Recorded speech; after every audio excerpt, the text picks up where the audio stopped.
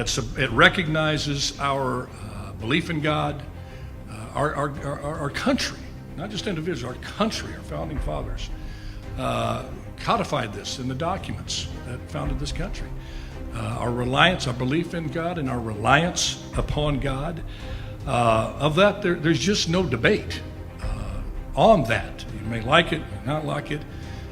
Declaration of Independence, we find these truths to be self-evident, that we are endowed by our Creator with certain inalienable rights, of which are life, liberty, and pursuit of happiness. It goes on in the Constitution to say we are putting together this Constitution in a preamble to secure the blessings, not only for ourselves, for posterity. And that Constitution followed with a Bill of Rights that enumerated those godly rights given to man, including the very first one, which was the right to believe in God and to express that belief anytime, anywhere, including the public square. 33 million. It's proven to the money investors that people want something to feed their souls, not just their worst desires. Absolutely. And yes, indeed. This kind of sums up my entire dialogue career on the heat of the night. You ready for this? Okay, this is it. My 7 years on the heat of the night. My dialogue all summarized in this. Get right on it, Chief.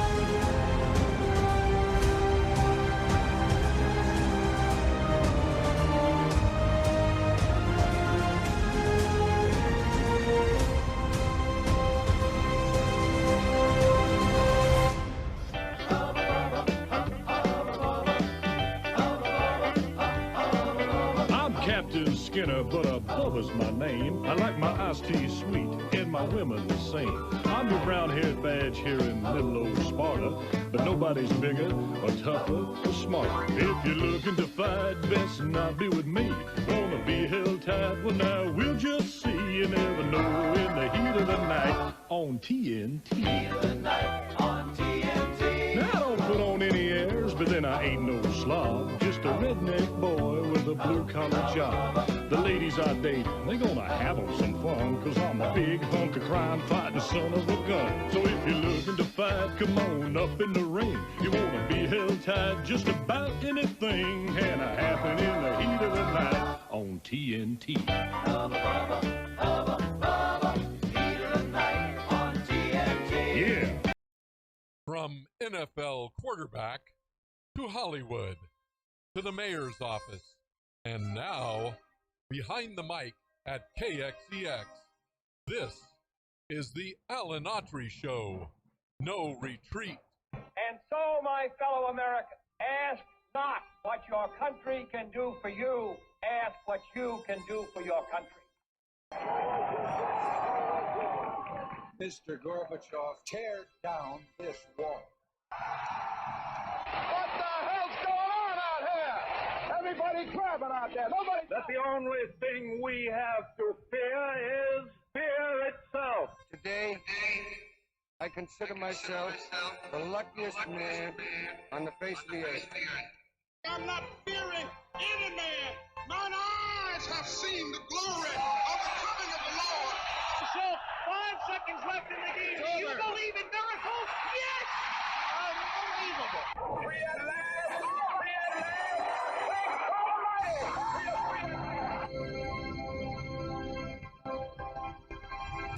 You're listening to the Alan Autry Show on the best talk in town. Talk Radio 1550 KXEX. Call Alan now, 559-899-1550. And welcome to Alan Autry No Retreat. I'm Alan Autry. He's back. those of you who have been waiting breathlessly for my return, those few, and for the countless that said, where did he go? I really don't care. Don't come back. There's a few of those out there, more than a few. But that's what happens when you spend 8 years in politics. They either love you or hate you. No in between. No in between. For a mayor, a governor, president, if you're there at the top spot, locally, statewide, or federally, you're gonna get the heat. But that's why I advise people that they're deciding that hey, they may want to run for office. Make sure you run for the right reason. It has to be a real, clear, powerful calling upon you.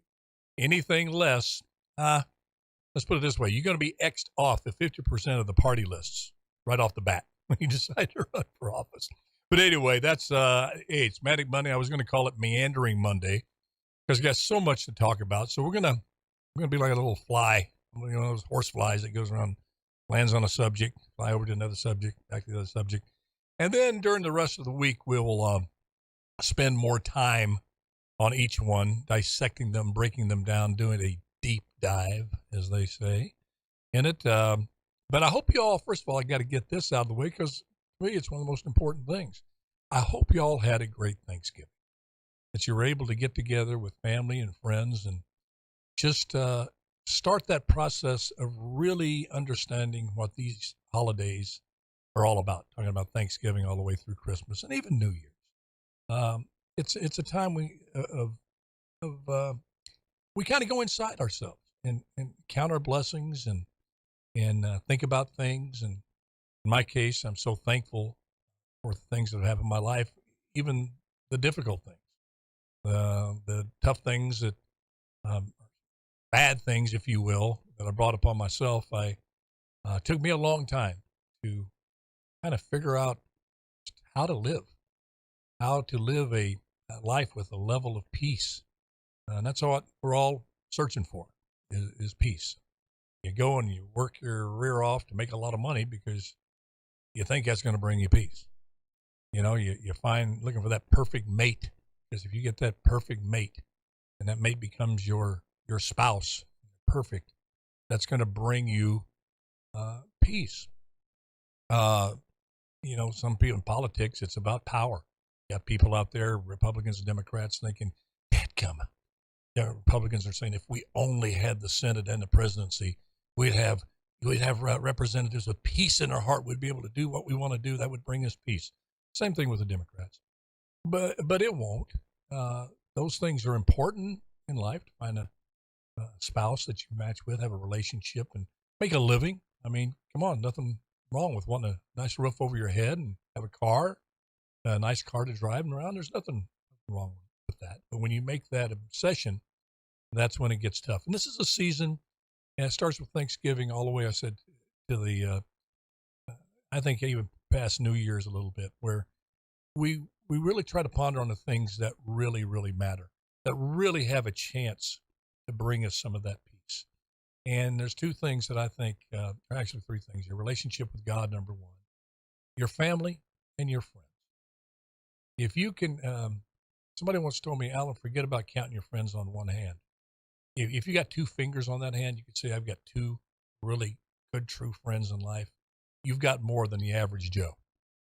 And you see families being torn apart, all sorts of stuff going on as we watch drugs tear families apart, jealousies, animosities between siblings, dads who don't know really how to dad, just with an iron fist, don't really know how to be tender when they have to be and tough when they should be, and all that stuff. But it's also a season where, to me, I love it. I just love this type of year. Even when I reflect back on the way things used to be, and like everybody else, I tend to romanticize the past, how much better it was back in the day when I was a kid and younger. And sure, my body worked a lot better back then, but you can't help during this time of the season to miss some of those days. I don't really, honest to goodness, miss the physical aspect of being able to play pro football, if you will. it's so long ago. It's like a different person that played that. I watched a game last night going, I actually did that. I mean, that was just crazy. It's to sit here and say that I wouldn't like to see my mom at the dinner table this year instead of that chair where she would have been sitting.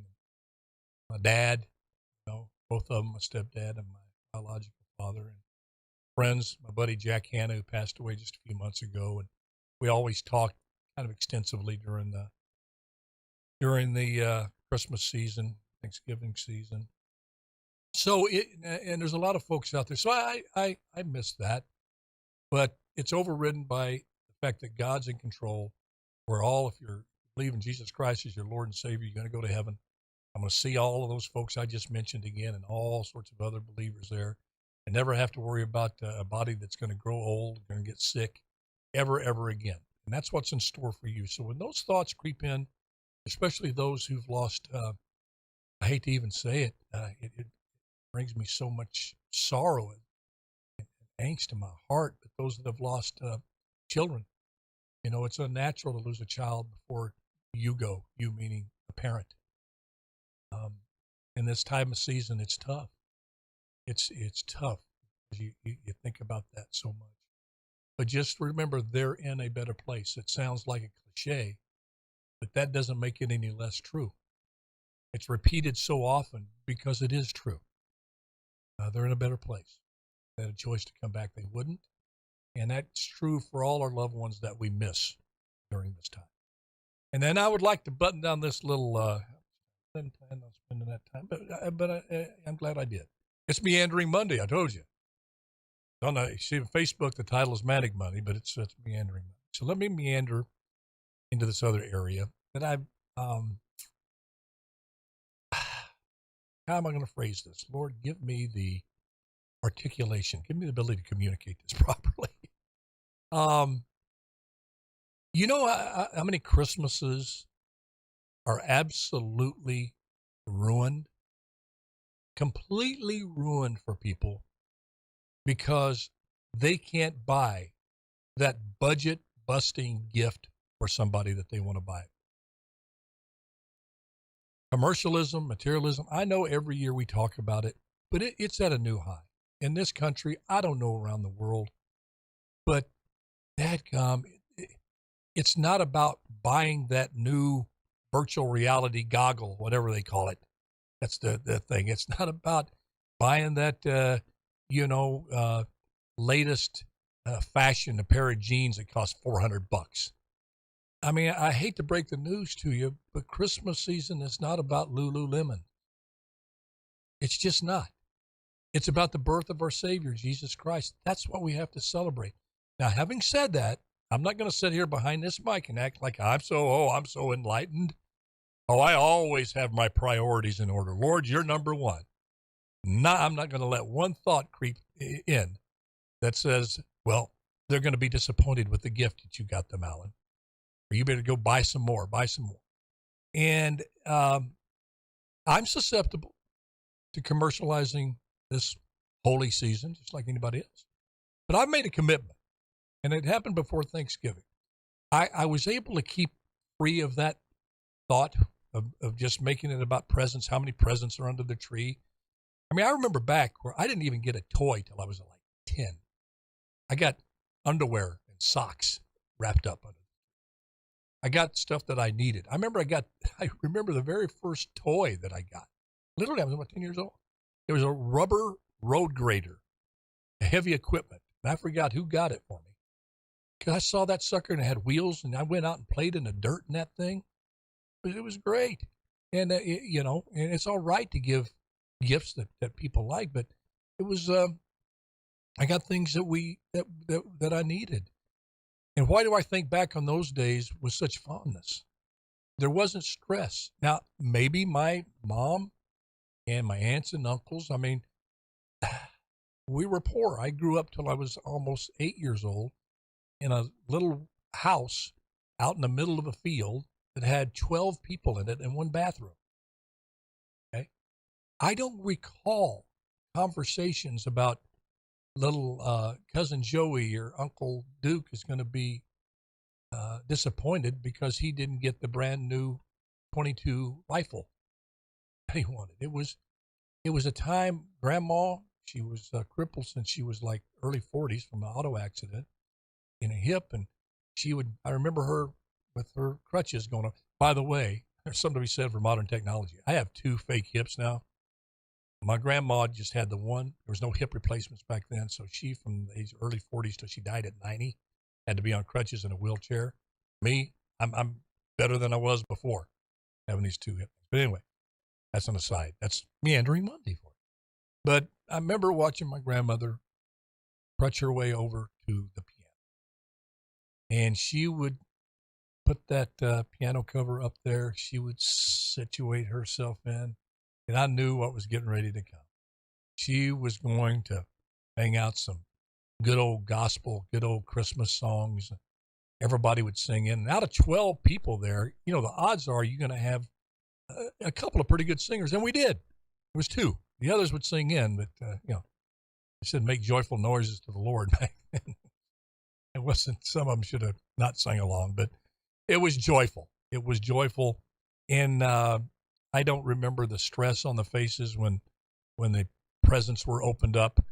And back then, we didn't do it on Christmas Eve. We did it on Christmas morning, which I think was kind of nice. It seems like, each year, open up on Christmas, then, let's do a few on Christmas Eve. And some people do it earlier than that. Pretty soon, you're going to be opening Christmas gifts on Halloween. You got to bring some protocol back, if you will. As I get ready to open presents on the 24th, I can't say no to my family. But anyway, my message to you is this. Please don't make your joy for Christmas dependent on what you have in the bank, what you can afford and can't afford for Christmas. It is what it is. Be at peace with that. Jesus talks about giving, and everybody was giving all this extravagant things. And he saw the lady who, I think it was a parable. The lady came up and she had a couple of what would be equivalent to pennies.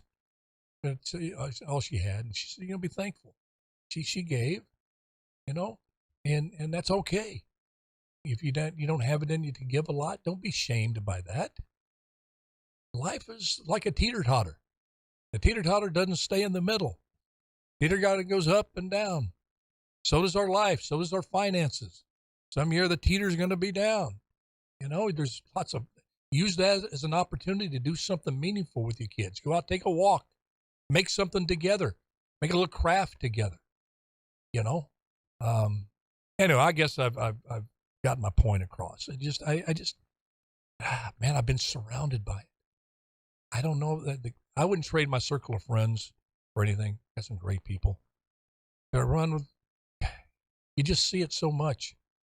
Good people, just Christmas is just totally shot because they're stressed out because they can't give, the gift. They're trying to keep up with the Joneses.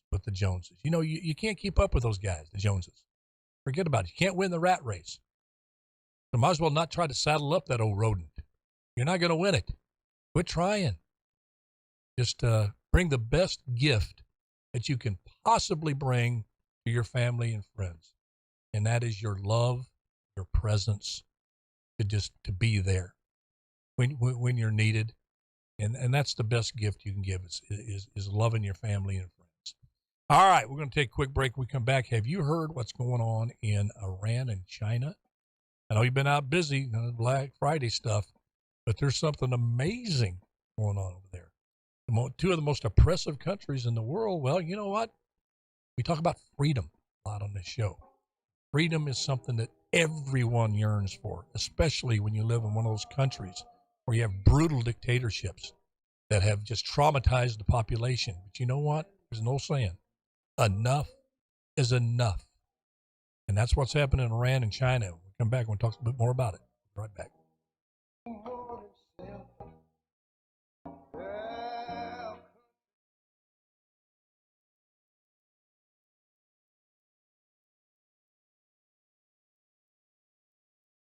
Oh, Facebook folks, I missed y'all, man.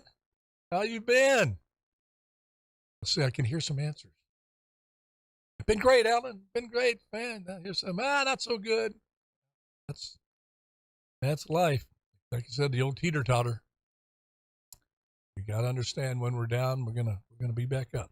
The Bible says this too shall pass.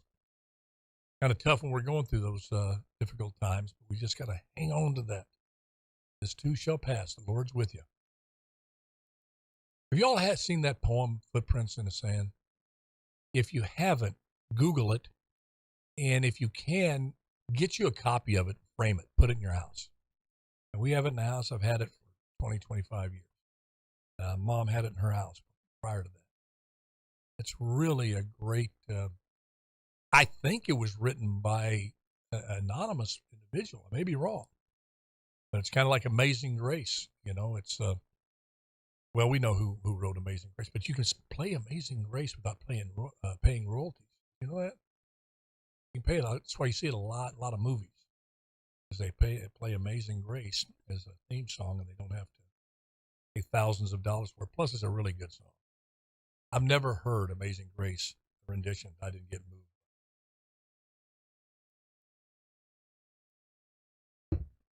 Specs here.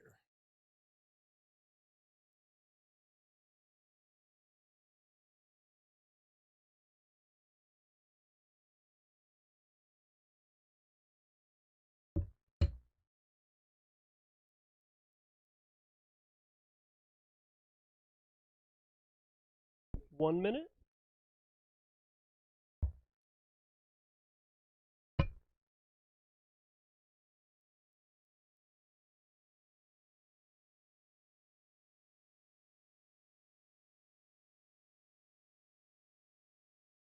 Trump, I'm just looking up at CNN's feeds. Trump faces criticism for hosting Holocaust denier at Mar-a-Lago.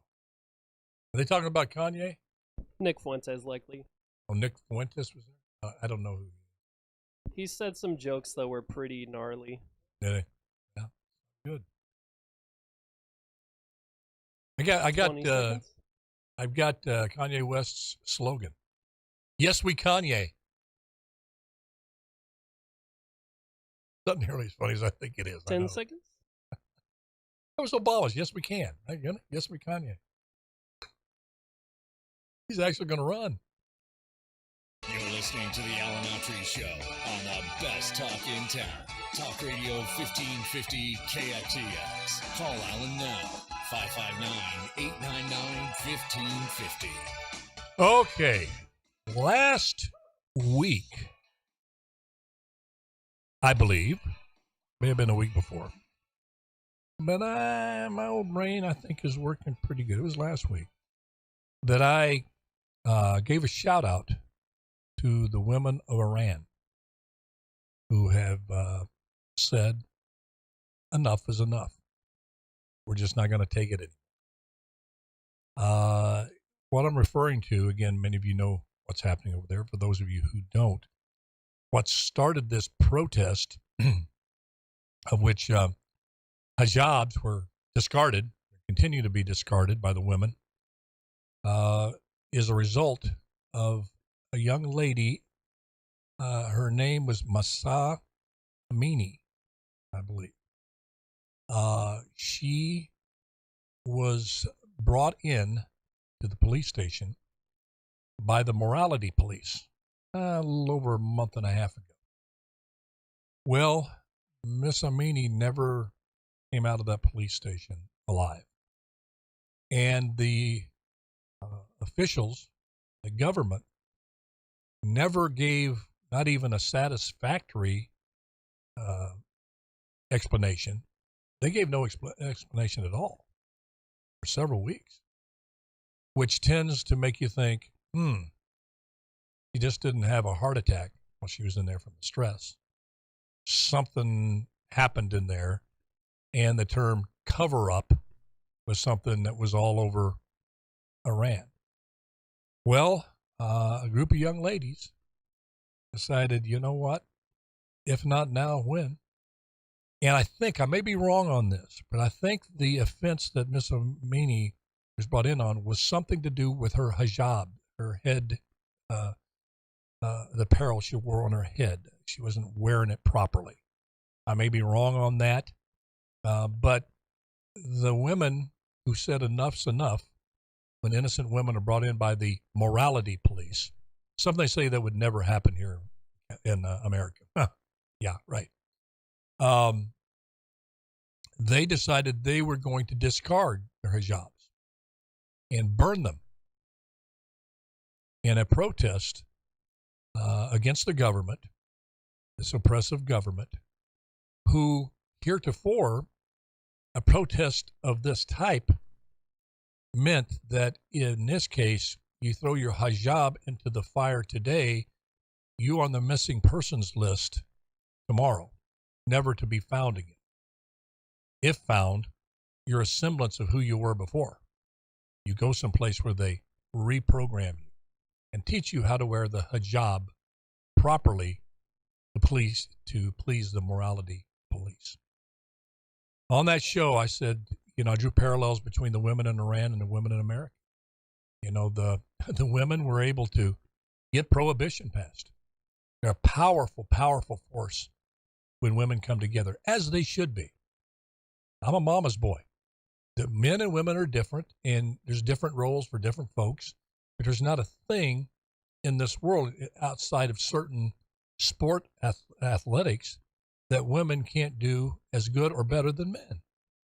And the flip side is true in some instances. It's about the individual. There is no intelligence gap, but there is one difference. Women give birth. I'm sorry, we're not birthing people. Don't try to give a man credit for that kind of wisdom and insights that giving birth can give an individual. That is something God reserved for women only.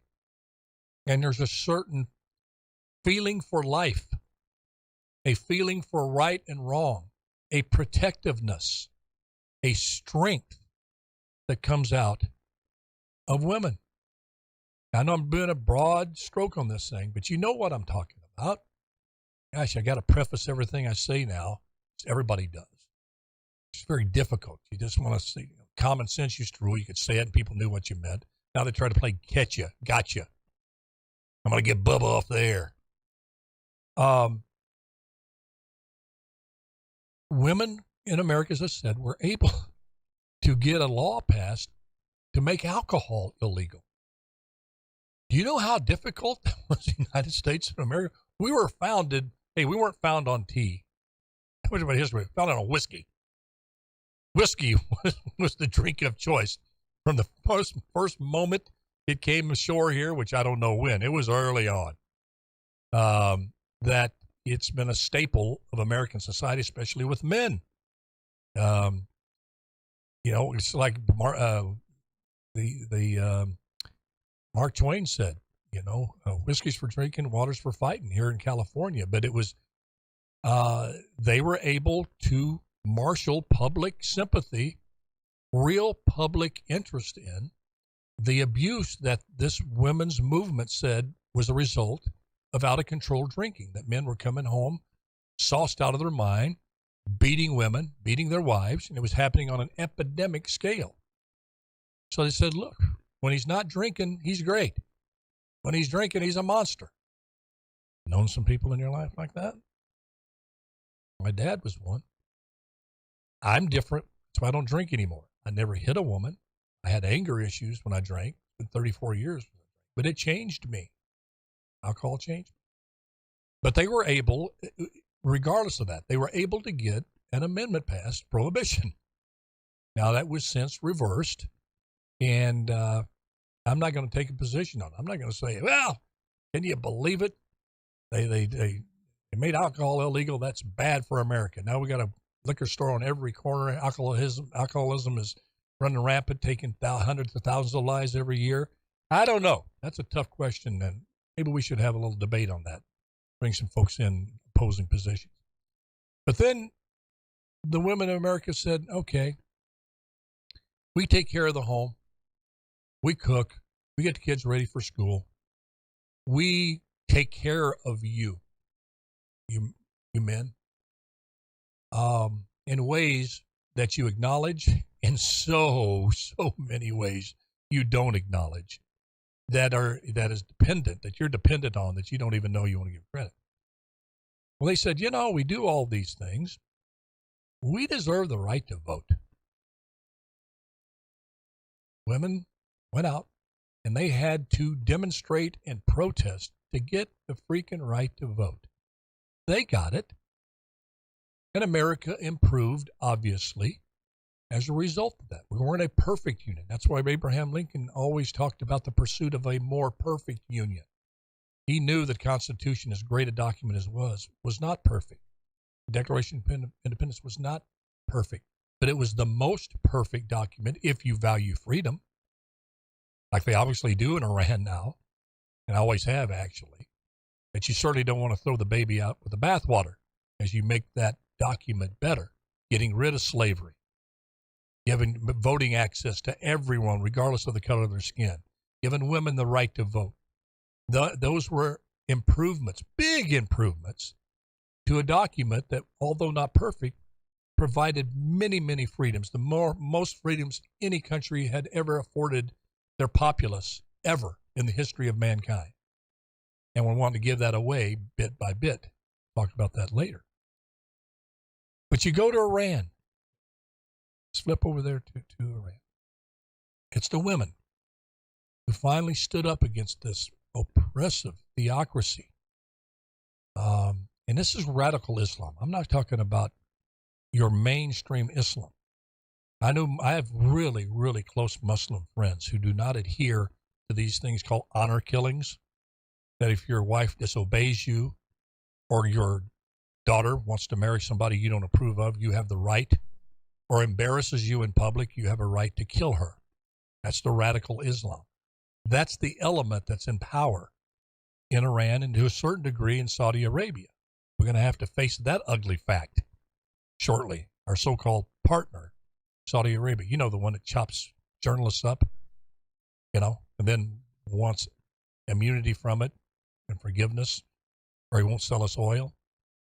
Okay, that one. But Iran, to stand up against that type of regime, that oppressive regime, this theocracy, as I said, who are so steeped and so strong. You see, it's not politics. That's why we caution on this show to not let politics, a Democratic Republican Party, become your religion. Then anything's acceptable in pursuit of that because it's your religion. You're willing to be utilitarian, meaning, hey, if 100,000 get killed, in my mind, it's going to save 300,000 later on, then kill the 100,000. That is a religion. That's not politics.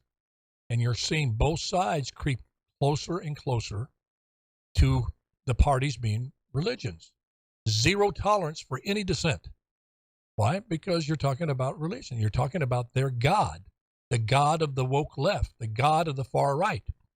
You go against something again, you're going against God, their God. It's a secular God, but it's still a God. Why? Because they worship it. They don't just practice it in life. And that's why it's so important that you keep politics in its place and keep faith and religion in its place. And faith and religion should always trump politics. Now, you have this in place. Let's go to Iran. You have the women, okay? Iran is like China in many ways, dealing with protests, protestors. And their number one go-to method of dealing with protesters is once they protest, they're quickly identified and quickly they disappear. They're gone. That's what's happening in Iran right now. Let me tell you what happened prior to this. Some good news, and then some not so good news. On the show, as I was praising the Iranian women, as I'm doing right now, again, because they deserve to be praised. We can't let this be here today and gone tomorrow. You can't be thinking about the women in Iran and pulling for them and then just let it go. Going to go hope that the Packers win enough games to get into the playoffs. That'd be my thing. Yeah, it's all right to think that, but I got to reserve some thought and prayer on a consistent basis for those women over in Iran. Because literally the direction of this entire world could be happening over there right now in Iran and China, these protests. And I know I come from a movie background, as I always say, but I'm not being overly dramatic when I say that. And we'll talk about that again on this show later on. But I made a point, as I was praising the women last week of Iran, in particular, this young lady who unknowingly has become a very rightful martyr, Masa Amini. I asked the question, where are the men of Iran? The women's struggles here in America, although started by women, prohibition and women's right to vote, was eventually helped by men who said, you know what, I get it, I never knew. Yeah, they're right.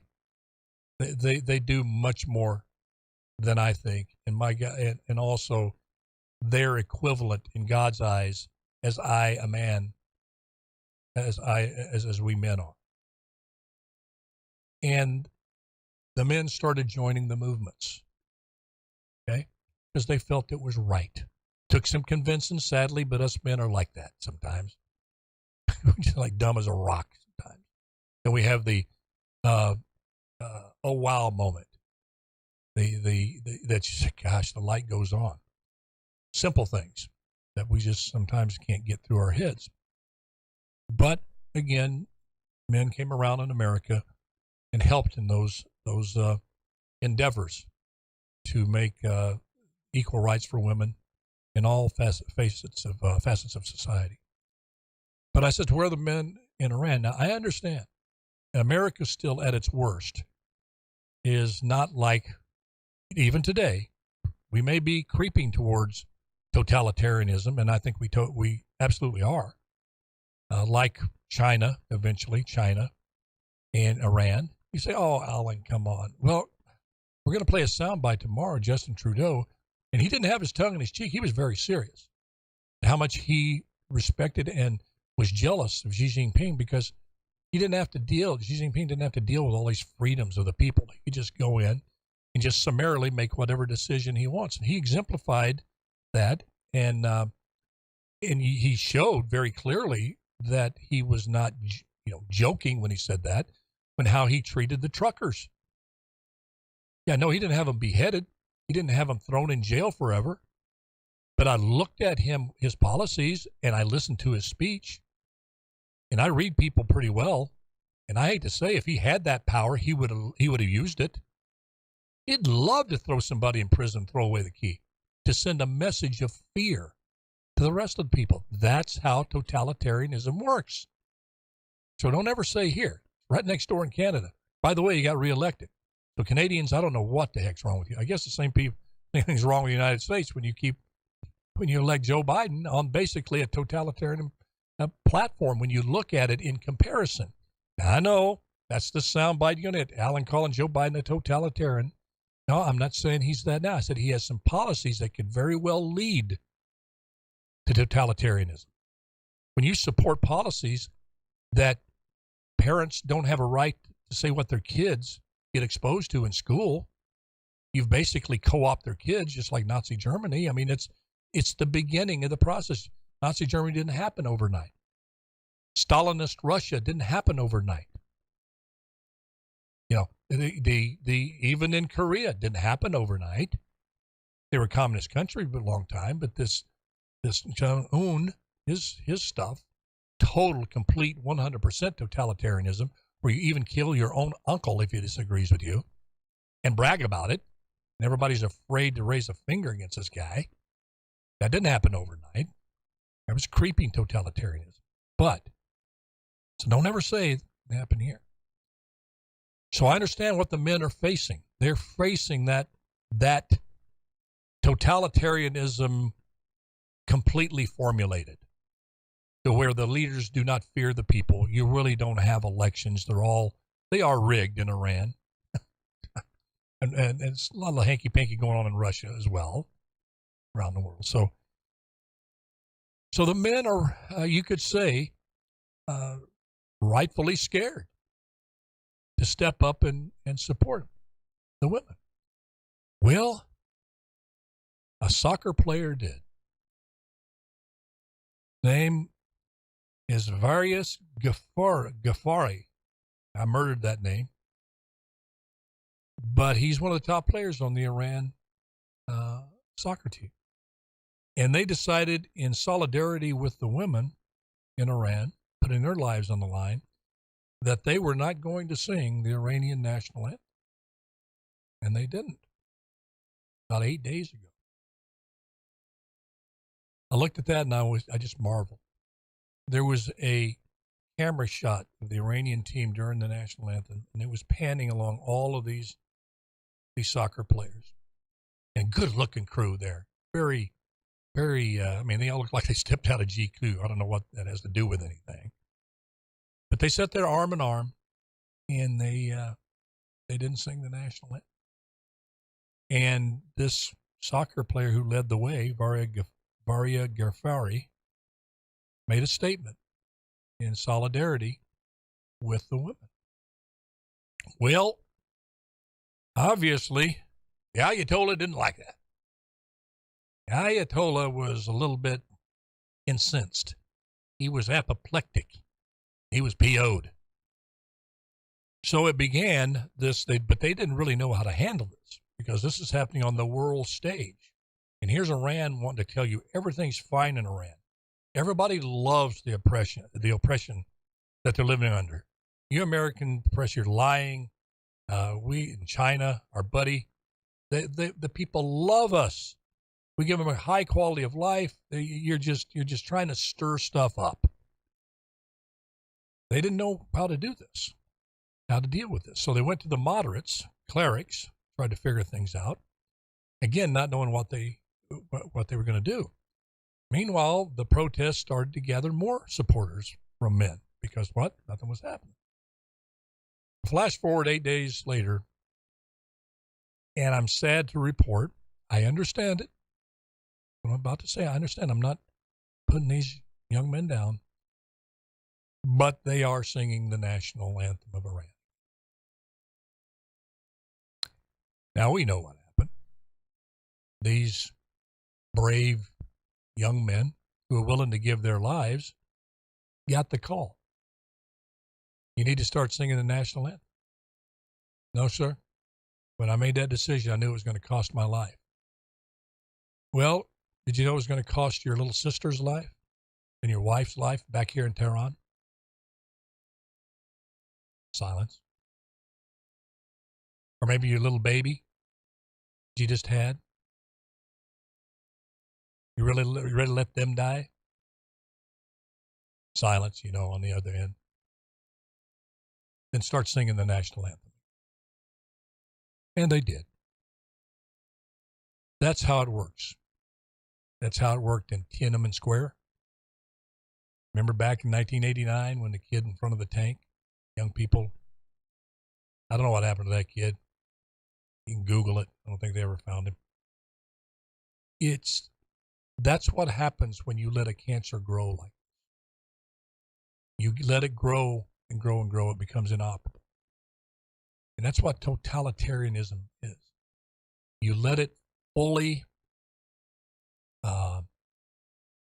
mastatize, whatever. You let it go all the way. You get to true 100% totalitarianism. It is very difficult, and in many cases, impossible for countries ever to break out of that grip.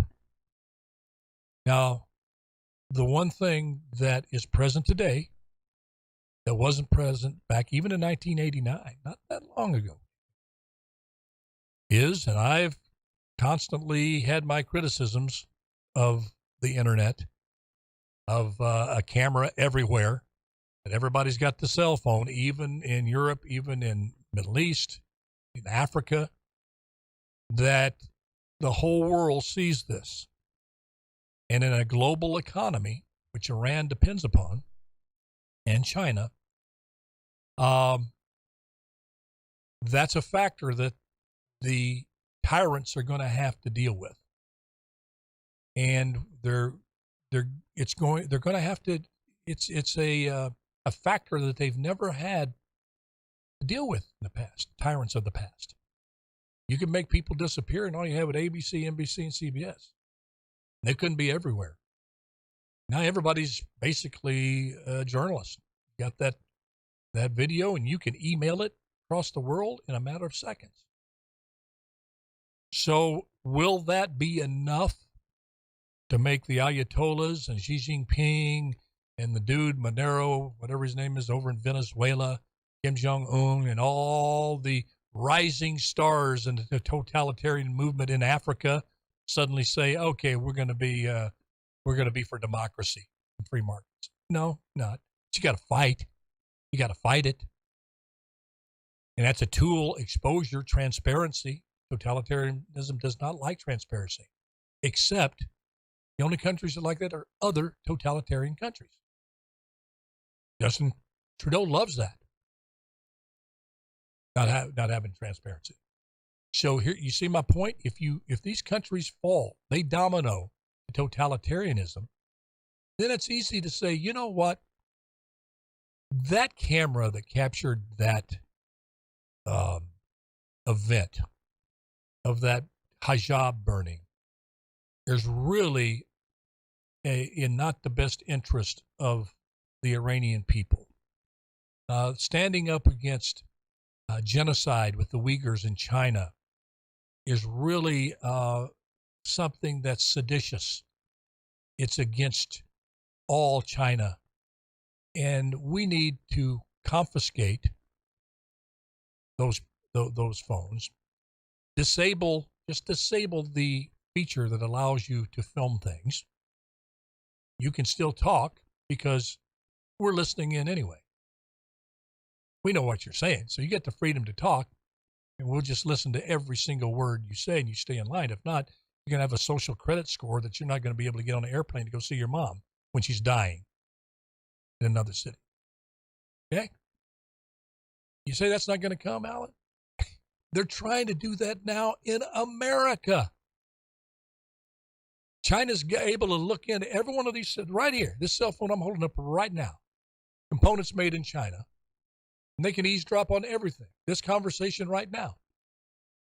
And I don't want 15, 20 years from now, an old dude like me, an old has-been actor, decides he's going to do a radio show, stand behind this mic, hold up this phone and say that, and be shot going to his car.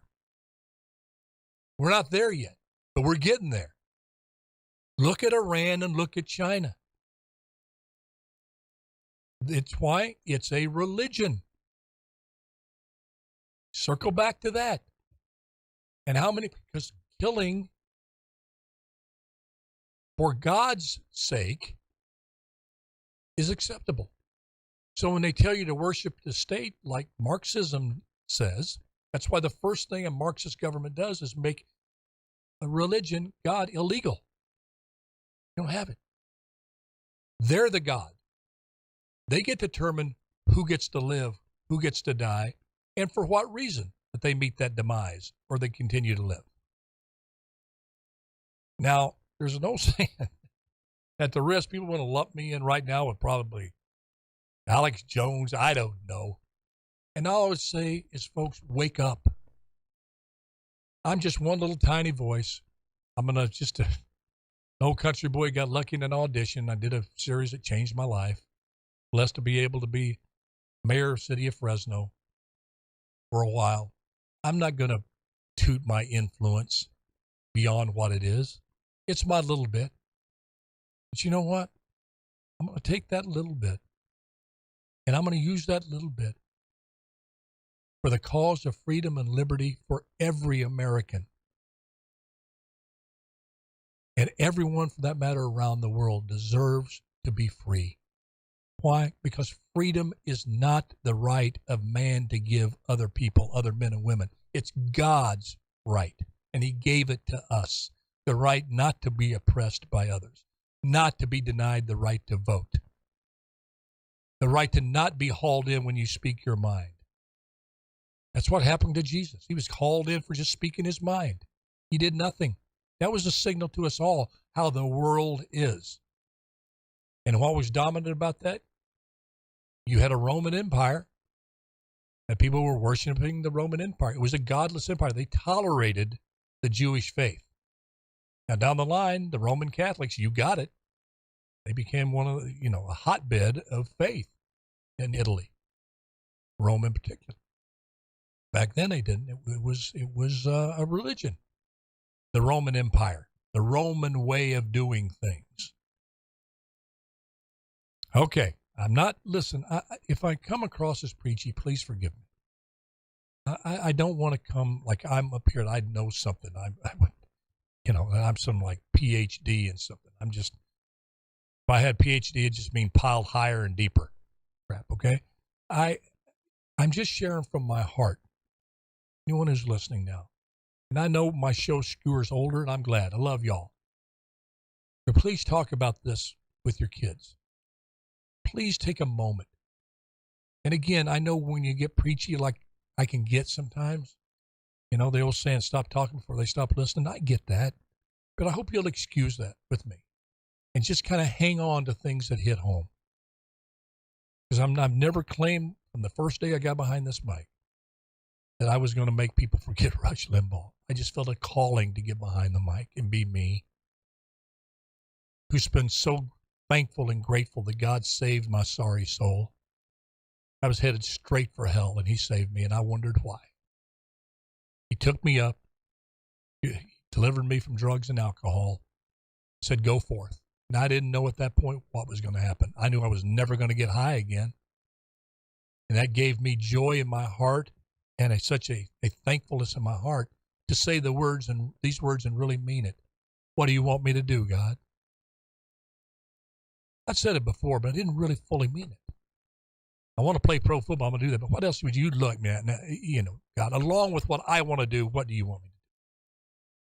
So that's why I say these things. And I take these, I try to listen to the Holy Spirit in me when I'm talking. Sometimes we'll go off. I hadn't planned again on spending a lot of time, this much time on this. But I felt the calling to do it. I'm not going to be trapped by my list of subjects here. And sometimes that can put some people off. I said we're going to jump all over the place, and we stayed on this subject for about 25 minutes. But it's okay. It's that important what's going on in Iran, in China. Because if we don't stop this, everything China does is great. The whole world is following China. They used to follow the United States. They shouldn't blindly follow the United States, but they did after World War II. At least we stood for freedom and free markets. There's always going to be a hierarchy. There just is. There's always going to be rich people and poor people, rich nations and poor nations.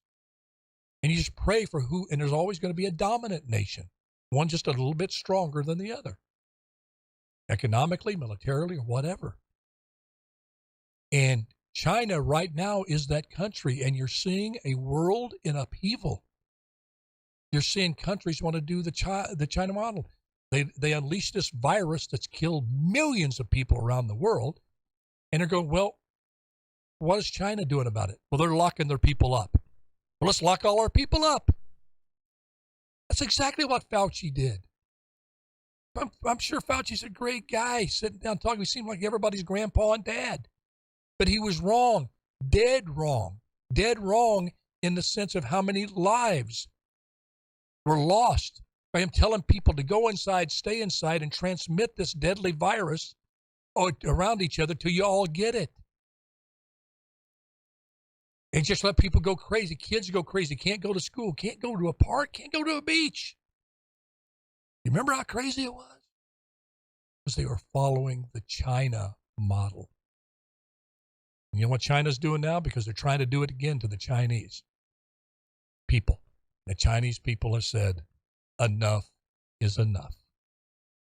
And they're rising up. And they're saying, we're not going to be shut down again. Why?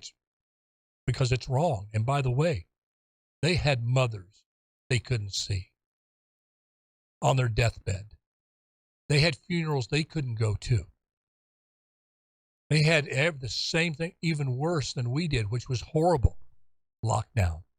They're dealing with the psychosis that came out of that. We got schools now with kids that have completely lost their freaking minds, their precious minds. I don't know how many we're going to be able to get back. They need help.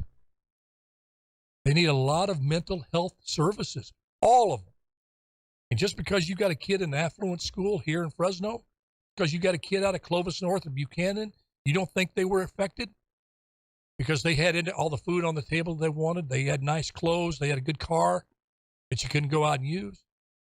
Don't think for one moment they weren't affected just horrifically by these shutdowns, not being able to be with their friends. So let us look. I never thought I would hear myself say this.